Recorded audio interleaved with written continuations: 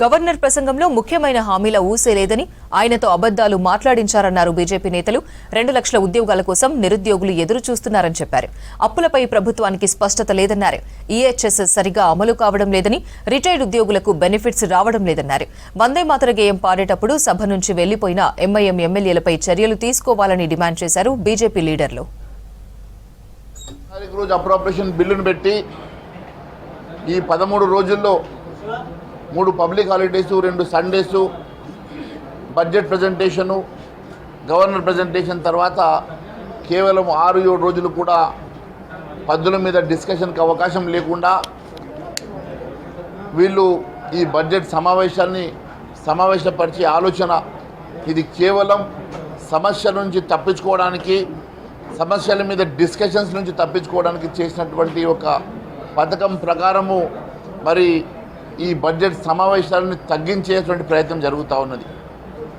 కనీసం 30 రోజులైనా బడ్జెట్ సమావేశాలు నిర్వహించాలని, అనేకమైనటువంటి ప్రజా సమస్యల మీద డిస్కషన్ జరగాలని చెప్పి ఎన్నిసార్లు అడిగినా కేవలం ఇది దేశానికే జరిగినటువంటి అవమానం. ఏ ఒక్క వ్యక్తికో ఏ ఒక్క వ్యవస్థకో కాదు. ఈరోజు నిండు శాసనసభను వేదిక చేసుకొని వందే మాతరం గేయం ప్రారంభం కాగానే ఎంఐఎం పార్టీకి సంబంధించినటువంటి శాసనసభ్యులు ఆ యొక్క గేయం వినడానికి ఇష్టం లేకనా, లేదా రాజ్యాంగాన్ని మేమెందుకు గౌరవిస్తామనే అహంకారమా తెలియదు కానీ ఈరోజు శాసనసభ నుంచి బయటకు వెళ్ళిండ్రు.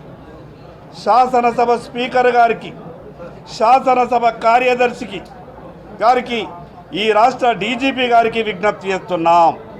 వెంటనే వారి మీద సుమోటోగా కేసులు బుక్ చేయాలి.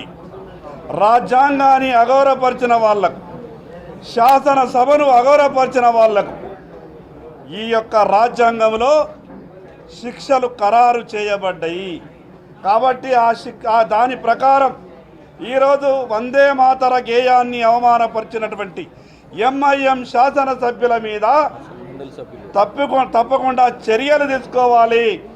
వాళ్ళకు అవసరం అనుకుంటే నియమ నిబంధనలు కూడా చెప్తాయి. వాళ్ళ ఎమ్మెల్యే పదవులను కూడా తొలగించాలని భారతీయ జనతా పార్టీ డిమాండ్ చేస్తుంది. గత సంవత్సరం నిరుద్యోగుల మీద 2 లక్షల ఉద్యోగాలు ఇస్తానే కేవలం 13,000 ఉద్యోగాలు ఇచ్చి, ఎవరైతే నిరుద్యోగాలు చాలామంది ఉన్నారో చాలని 5 మంది ఒక్క రూమ్లో వండుకుంటా ఇక్కడనే ఎగ్జామ్స్ రాసుకుంటా ఇంతవరకు నోటిఫికేషన్ ఇవ్వకపోవడం, అదేవిధంగా ఇండ్ల విషయంలో ప్రధానమంత్రి ఆవాస్ యోజన విషయంలో 1,25,00,000 కేంద్ర ప్రభుత్వం రిలీజ్ చేస్తే పక్క రాష్ట్రము ఆంధ్రప్రదేశ్లో 20 లక్షల మంది ఇండ్ల కోసానికి ఎన్రోల్ చేసుకుంటే మన రాష్ట్రంలో కేవలం 3,82,000 ఎన్రోల్ చేసుకున్న తర్వాత ప్రతి కాన్స్టిట్యున్సీకి 3,500 ఇచ్చి ఇంతవరకు ఇల్లు కంప్లీట్ చేయకపోవడం చాలా దారుణం. బీద వాళ్ళ మీద ఎంత ప్రేమ ఉందో దీన్ని బట్టి కాంగ్రెస్ ప్రభుత్వాన్ని ఆలోచించుకోవాలి. అదేవిధంగా ఎంప్లాయీస్ విషయంలో మీరు ఎట్టి పరిస్థితుల్లో ఎంప్లాయీస్ రిక్రూట్మెంట్ చేసిన తర్వాత లేవనెత్తుద్దాం. వాళ్ళ గురించి నేను మాట్లాడుతూ ఉంటాం. సర్వశిక్ష అభిమాన్ నుంచి మాట్లాడుతూ ఉంటాం. అవుట్సోర్సింగ్ని